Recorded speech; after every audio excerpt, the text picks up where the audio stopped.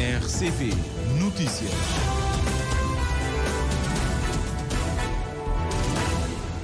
Em Cabo Verde, o relógio já marca 13 horas. Iniciamos o Jornal da Tarde da RCV para esta terça-feira. Abrimos com os principais títulos. Estudo revela a queda da confiança da população nas instituições cabo-verdianas. Forças Armadas continuam a ser a instituição mais confiável para a população, enquanto partidos e câmaras municipais são os menos confiáveis, aponta inquérito da Afrosondagem sobre a democracia e a governança em Cabo Verde. Proposta de lei que aprova o PCFR do pessoal docente é o ponto alto da segunda sessão plenária deste mês, que começa amanhã. O grupo parlamentar do PICV posiciona-se contra o seu agendamento, argumentando que a proposta, tal como foi concebida, é um retrocesso para a carreira docente. Já o grupo parlamentar do MPD diz-se aberto a absorver as propostas no sentido de aprimorar o documento. Procuradoria-Geral da República inicia curso visando a formação de uma bolsa de formadores no domínio de auxílio judiciário mútuo sobre a matéria penal, uma ação que resulta de uma parceria com os Estados Unidos da América e vista pela Ministra da Justiça como uma forma de combate à criminalidade com recurso à formação e à cooperação internacional. Vem aí a terceira edição do Prémio Sociedade Cabo-Verdiana de Música, por isso apresentada hoje no Mindelo, a plataforma digital que receberá as votações para a eleição das músicas e dos titulares vencedores desta edição. Ministro dos Negócios Estrangeiros chinês pede relação mais saudável e estável com a União Europeia. Estas e outras notícias para conferir já a seguir numa edição e apresentação do jornalista Orlando Lima. Boa tarde.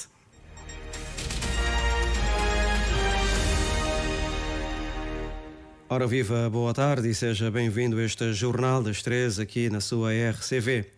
Estudo revela a queda da confiança da população nas instituições cabo-verdianas.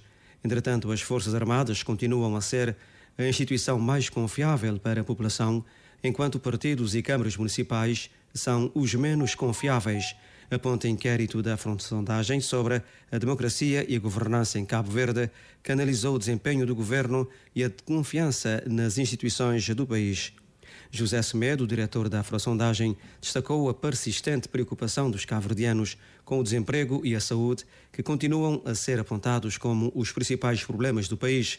José Semedo afirmou que esses dados devem ser analisados com cautela, pois evidenciam uma insatisfação generalizada, especialmente com o funcionamento da democracia e a gestão pública em Cabo Verde.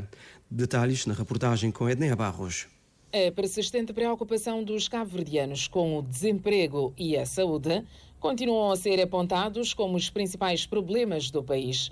Revela inquérito sobre a democracia e governação, desempenho do governo e a confiança nas instituições, afirma o diretor da Afrosondagem. O desemprego tanto aparece à frente como sendo o principal problema do país, mas logo atrás do desemprego aparece a questão da saúde, que ao longo dos últimos anos também vem destacando como sendo um dos principais problemas do país.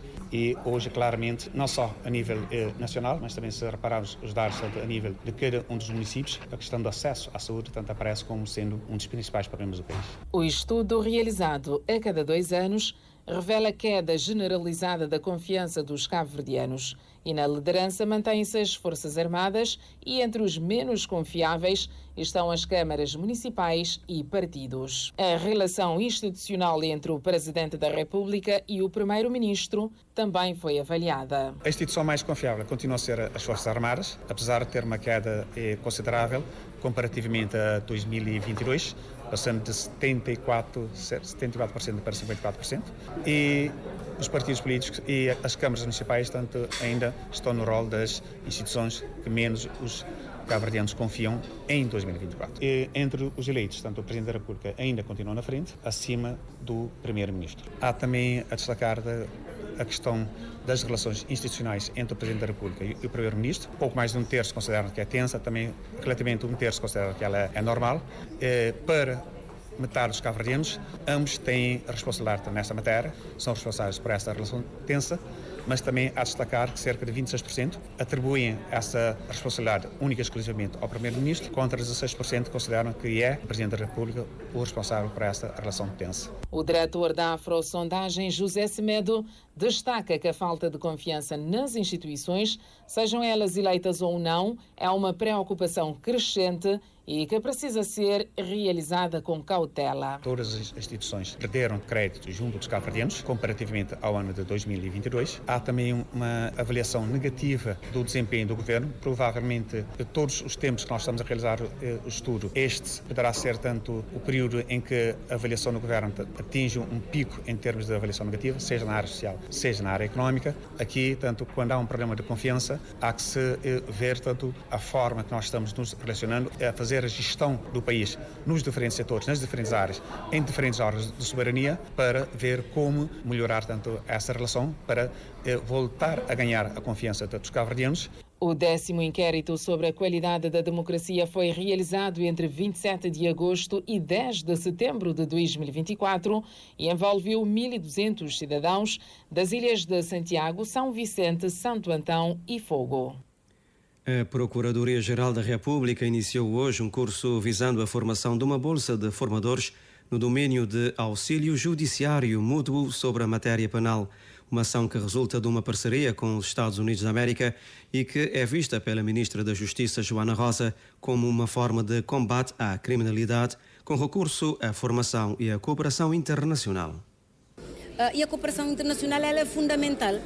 Primeiro, para o conhecimento daquilo que é a realidade judiciária de outros países, mas também para o apoio mútuo, do ponto de vista daquilo que é a perseguição aos criminosos. A lavagem de capitais, o tráfico de drogas, tráficos nas suas várias vertentes, são desafios da humanidade que todos os países hoje têm estado a enfrentar. Daí a razão de um esforço conjunto de ambos os países.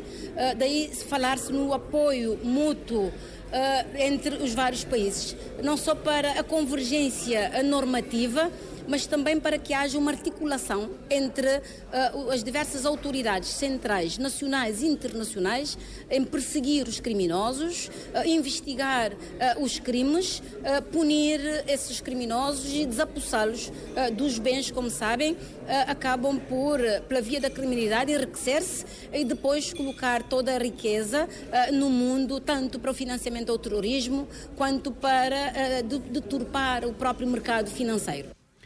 Daí reitera a Ministra a necessidade dos países se juntarem num combate sem tréguas à criminalidade transfronteiriça, restituindo a paz social às nações. Esta formação tem duração de 4 dias e dela deverá sair uma vintena de formadores que, por sua vez, vão formar os operadores judiciários no combate ao crime organizado. A proposta de lei que aprova o plano de carreiras, funções e remunerações do pessoal docente é o ponto alto da segunda sessão plenária deste mês de dezembro. O grupo parlamentar do PAICV posiciona-se contra o seu agendamento, argumentando que a proposta, tal como foi concebida, é um retrocesso para a carreira docente. O grupo parlamentar do MPD, por sua vez, diz-se aberto a absorver as propostas no sentido de aprimorar o documento, mas diz que é o mesmo e que o mesmo valoriza o pessoal docente. Reportagem do José António dos Reis. Celso Ribeiro, líder do grupo parlamentar do Movimento para a Democracia, reitera que a proposta do PCFR para a classe docente é um bom documento e que valoriza os professores e permite a evolução na carreira, contrariamente ao que se tem dito. O documento já existia, mas foi feito em sintonia com os sindicatos. Portanto, nós não consideramos que este documento é uma afronta à classe do professor, que tem processos para ser melhorado. Existe essa abertura e nós temos essa abertura para o fazer durante o debate. Agora, um instrumento que aumenta consideravelmente o nível de salário. E eu acho que aqui o que se deve frisar é estarmos focados no essencial, analisar o documento com todos os detalhes. E nós vamos para esse debate com abertura de espírito com o único propósito: melhorar esse instrumento lá onde deve ser melhorado. Leitura diferente tem o grupo parlamentar do Partido Africano da Independência de Cabo Verde. Para o seu líder, João Batista Pereira, o agendamento do diploma revela a prepotência do governo, afirmando ainda que a proposta representa um retrocesso para a classe docente. Ignora completamente que no sistema nós temos vários professores que não são detentores de licenciatura, professores formados no antigo Instituto Pedagógico e no Instituto Superior de Educação, que é a atual UNICV, não diz que atualmente o professor pode desenvolver na carreira seja do ponto de vista horizontal, seja do ponto de vista vertical, e que a proposta que apresenta neste momento, o professor só pode evoluir no horizontal e tem, digamos, um acrescento salarial de apenas 2.000 escudos de 4 em 4 anos. Portanto, o que representa um retrocesso em relação ao estatuto em vigor. Daí, o grupo parlamentar do maior partido na oposição afirma que vai votar contra a proposta do PCFR da classe docente, quanto à proposta de lei que cria a renda especial como contrapartida do direito de utilização que define a forma de pagamento dos custos da iluminação pública. O diploma reúne consenso por parte dos dois grupos parlamentares. Nesta segunda sessão plenária, que começa amanhã, não haverá o habitual debate com o primeiro-ministro, porque a UCID, que devia apresentar o tema para o debate, terá apresentado a proposta fora de tempo e não foi aceite pela mesa da Assembleia Nacional. 13h11, é o Jornal da Tarde aqui na sua RCV. A Universidade de Cabo Verde realiza hoje e amanhã, na cidade da Praia, a segunda edição do Open Day de Ciência e Cultura, um fórum de iniciação científica e de interação entre estudantes e investigadores séniores. O objetivo é divulgar os resultados de investigação realizada na UniCV e tentar melhorar ainda mais esse setor e os seus impactos no seio da sociedade. O Cândido Fortes junta-se a nós.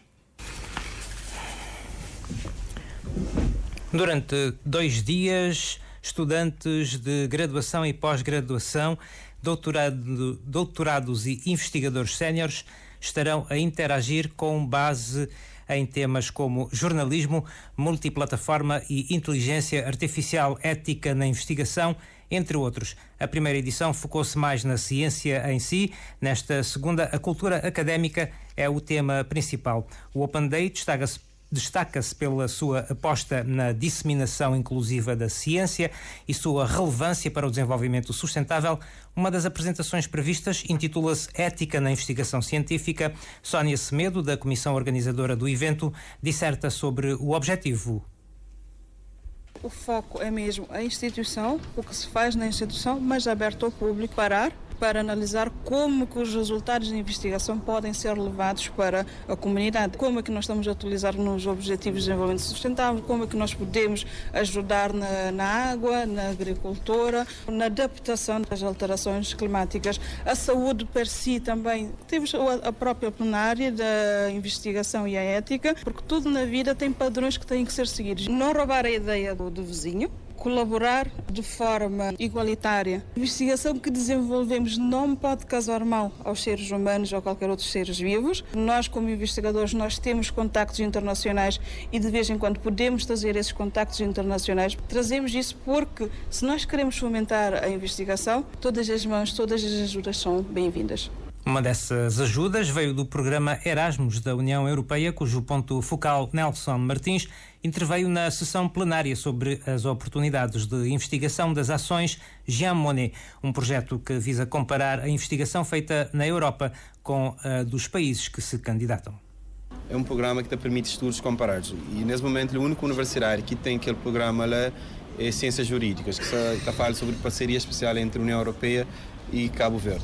Tendo acesso àquela ação lá, e a universidade pode fazer investigações comparadas sobre o que se passa na Europa, o que se faz na Europa e o que pode ser feito ou que está sendo feito aqui em Cabo Verde. Bem lá, hoje, o que você está a fazer e bem licenciado, hoje, o que não pode chegar naquele nível que você mesmo está a fazer. Nelson Martins aponta ainda o projeto intitulado Capacitação como uma oportunidade de financiamento conjunto entre diversas universidades para a formação do corpo técnico universitário no âmbito do programa Erasmus. De referir que amanhã, no encerramento, a segunda edição do Open Day de Ciência e Cultura deverá divulgar os prémios dos melhores trabalhos científicos da Universidade Pública. 13h14, é o Jornal da Tarde aqui na sua RCV.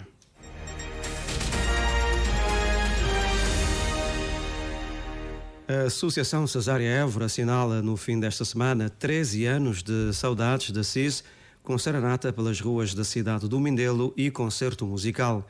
Passaram hoje 13 anos sobre o desaparecimento físico da cantora. A reportagem com a assinatura do Arnaldo Borges. A ideia é dar elementos de alegria a uma data que poderia ser triste, porque afinal Cesária deixou coisas boas, aponta Janete Évora, presidente da Associação Cesária Évora e promotora da iniciativa. Nós tentar para essa data que era para ser triste, coisas boas, com música, para cantar, para andar naquela serenata, só é pessoas conhecidas, para abraçar, porque ela tinha-nos muita coisa boa, então nós devemos lembrar com muita coisa boa. Que passa também por um concerto na Praça Dom Luís que integra jovens artistas e vozes não tão conhecidas, porque é a missão da associação continuar a promoção da cultura cabo-verdiana através da Cesária. Não tem como cadastro de cartaz Caramelo da Medina, que não usa para nossa programação sempre tentar dar voz para jovens também, principalmente nos estilos tradicionais, mas nós abarcar outros gêneros também. Desde o ano passado não tem hip-hop, não tem velho batalha, desde o ano não tem market element, que já trabalha aqui outra intervenção social mais jovens, se dá nesses lotes daquele lado mental, dar aquela motivação. Também vamos ter Luís Firmino, que é um jovem promissor também nas áreas de estilos tradicionais, ele está a tocar também. E também não tem Kátia Semedo, que é uma voz da gravadora da Harmonia, que é um parceiro nosso toda a vida. Kátia também tem uma voz muito doce e nós temos tentado dar visibilidade para as vozes que ainda não são conhecidas. É uma das missões da associação continuar a promover a cultura cabo-verdiana através da cidade. Orgulho e influenciadora dos mais novos e esperança viva no poder da música tradicional cabo-verdiana. Com certeza. Quando botou a uma referência, moda ela que nunca trilha um estilo de música que é nosso, é tão nossa, botou ela lá fora, que nunca trilha dá esperança para baixas áreas também. Então, é de respeitar a tendência do mundo, para ter outros géneros, por isso volta para outros géneros, para trazer outros públicos também, mas nós temos as forças e riquezas que existem na nossa música tradicional e na nossa cultura. Marcada pela Cesária Évora, que é lembrada esta semana, sexta e sábado, na passagem dos 13 anos do seu desaparecimento físico. No âmbito da realização da terceira edição do Prémio Sociedade Cabo-Verdiana de Música, foi apresentada hoje no Mindelo a plataforma digital que irá receber as votações para a eleição das músicas e dos titulares vencedores desta edição. A gala de premiação decorrerá no dia 28 de dezembro na Praça dos Passos do Conselho, em Santa Cruz, em parceria com a Câmara Municipal. A votação para o Prémio Sociedade Cabo-Verdiana de Música começa já a partir de hoje, como explica o presidente da Comissão dos Prémios, o produtor Joe da Silva. A votação é para membros da ECM. Membros da ECM estão a poder aceder à plataforma no site da ECM e poder votar, porque cada membro tem sua conta, ele pode votar na sua conta, ele pode votar para 3 obras e, na fim, que a obra mais votada está a ser premiada durante a gala dia 28 na Santa Cruz. Não tem prêmio para melhor obra, okay? De música tradicional e clássica, e também a melhor obra de música moderna e urbana. Estes 2 prémios estão a ser dados esse dia 28 e não tem também a mais um prémio, 2 prémios de carreira que está a ser decidido pela direção da SM e entregado aquele dia lá também. Joe da Silva enaltece que nos prémios da Sociedade Cabo-Verdiana de Música são os próprios autores e compositores a premiarem os seus colegas. Sempre não tem tido premiações feitas para outras pessoas que às vezes não são da área. Ali é mesmo autores e compositores a premiar seus companheiros. É isso que haveria desse prémio, porque é por isso que não criá-lo com a intenção de a área de autor-compositor reconhecer quem que é melhor deles e que seja eles mesmo a decidir, não pessoas a decidir para eles. O Prémio Sociedade Cabo-Verdiana de Música foi delineado em julho do ano 2021 e tem como objetivo a consagração e reconhecimento das obras musicais dos membros da referida sociedade, ou seja, aqueles que mais se destacaram durante o período em apreciação.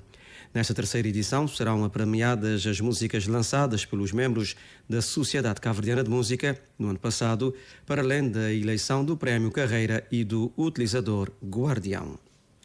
Estamos a caminhar para a reta final deste jornal das 13 horas. Falar de um novo balanço feito pelas autoridades moçambicanas em relação à passagem do ciclone que atingiu o país, Chido, no último fim de semana. A situação já afeta mais de 174 mil pessoas, com particular impacto nas províncias nortenhas de Cabo Delgado, Nampula e Niassa. Até agora foram totalmente destruídas mais de 23 mil casas, pelo menos 24 pessoas morreram. São dados atualizados hoje, na sequência, portanto, da passagem do ciclone durante o fim de semana, com principal impacto no domingo. De acordo com o relatório do Instituto Nacional de Gestão e Redução de Risco de Desastres, o ciclone tropical, que se formou no dia 5 de dezembro, no sudoeste do Oceano Índico, entrou no domingo pelo distrito de Mecufi, na província de Cabo Delgado, no norte do país, com ventos que rondaram os 260 km por hora, chuvas também fortes. Entre os impactos preliminares já contabilizados até ontem, a situação já afetava, como já dissemos, mais de 174 mil pessoas, num total de 34.219 famílias, 34 mortos, sendo 28 em Cabo Delgado, 3 em Nampula e 3 em Niassa, e 319 feridos, além de 11.744 casas parcialmente destruídas e mais de 23 mil totalmente destruídas. Foram afetadas igualmente casas de culto, também 9 escolas e 34 unidades de saúde, mas igualmente a interrupção do sinal das 3 operadoras de telecomunicações móveis em Cabo Delgado e o corte de fibra óptica foram outras consequências do ciclone. O ciclone tropical intenso Chido, da escala 3, atingiu a zona costeira do norte de Moçambique na noite de sábado para domingo, segundo o Centro Nacional Operativo de Emergência, mas enfraqueceu para tempestade tropical severa, apesar de continuar a fustigar as províncias a norte, com chuvas muito fortes e acima dos 250 milímetros por hora.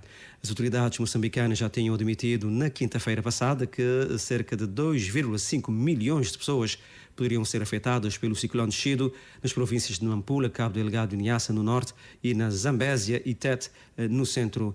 Moçambique, como se sabe, é dos países do mundo mais afetado pelas alterações climáticas. O chefe da diplomacia chinesa pediu hoje uma relação mais saudável e estável com a União Europeia, numa altura de fricção depois de Bruxelas ter imposto taxas adicionais sobre os veículos elétricos importados da China. A Europa é muito importante para a diplomacia chinesa. Uma relação mais saudável e estável entre a China e a União Europeia está de acordo com os interesses fundamentais de ambas as partes e é o que o mundo espera, disse o chefe da diplomacia chinesa Wang Yi, num discurso proferido durante o simpósio sobre a situação internacional e as relações externas da China, em Pequim. O ministro dos Negócios Estrangeiros lembrou a viagem do presidente chinês Xi Jinping à Europa este ano, onde visitou a França e a Hungria, ou os intercâmbios estratégicos que teve com líderes de países como a Alemanha, Reino Unido, Espanha e Itália. Nos últimos meses, a China apelou para a resolução dos diferendos comerciais com a União Europeia através do diálogo e de consultas. Este ano, a União Europeia impôs taxas adicionais de até 35,3% sobre os veículos elétricos importados da China. O Bloco tomou esta medida por considerar que, apesar da divisão entre os 27 países da União Europeia, recebeu apoio suficiente na votação de governos da União Europeia em outubro, sendo 5 países opuseram-se às taxas, incluindo a Alemanha, e 10 apoiaram e 12 abstiveram-se. Mesmo a finalizar, a Presidente da Comissão Europeia, von der Leyen, vai propor até o final de março de 2025 uma abordagem comum da União Europeia para retorno de migrantes irregulares, avançando também em 2025 com a digitalização destes processos.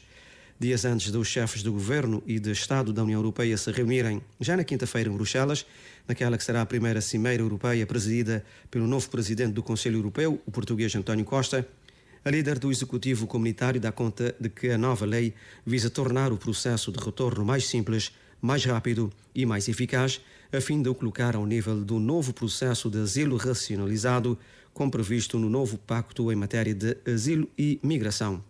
A nova legislação vai abranger igualmente os direitos e as obrigações dos repatriados, incentivando a sua cooperação e tornando simultaneamente claras as consequências da falta de cooperação, colmatando assim eficazmente o desfazamento entre as decisões de regresso emitidas e os retornos efetivos, como explicou von der Leyen. Quem não cumprir com a medida será naturalmente repatriado, diz a responsável. Para tal, segundo também von der Leyen, o novo comissário dos Assuntos Internos e Imigrações já iniciou consultas com os Estados-membros, o Parlamento Europeu e outras partes interessadas para garantir que a proposta responde plenamente às necessidades no terreno e de fundamentar com uma sólida base factual. Na missiva, von der Leyen anuncia também que, para apoiar a nova abordagem comum em matéria de regressos, vai seguir-se ainda em 2025 uma proposta legislativa sobre a digitalização da gestão dos processos dos migrantes, de forma a tornar os processos cada vez mais transparentes e que cada um possa também assumir a sua cota-parte de responsabilidade. 13h25, vamos recordar os títulos que marcaram esta edição.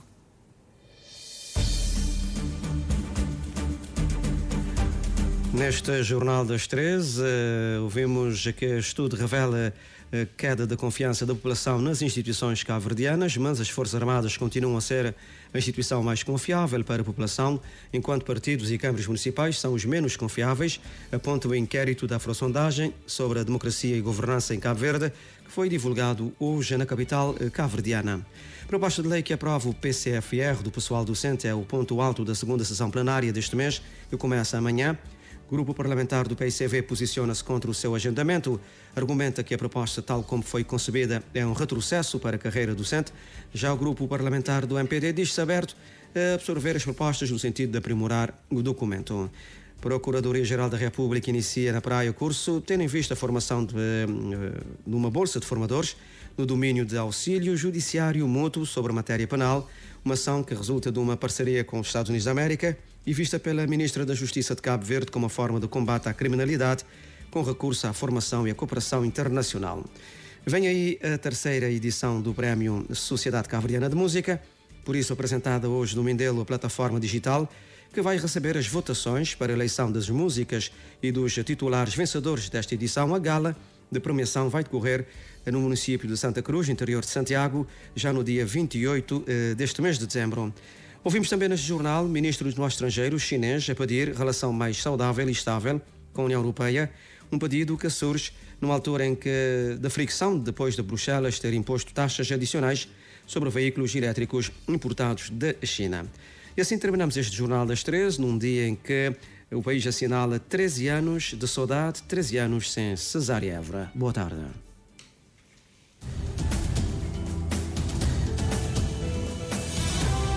Mais informações em www.rtc.cv e na aplicação RTC Mobile.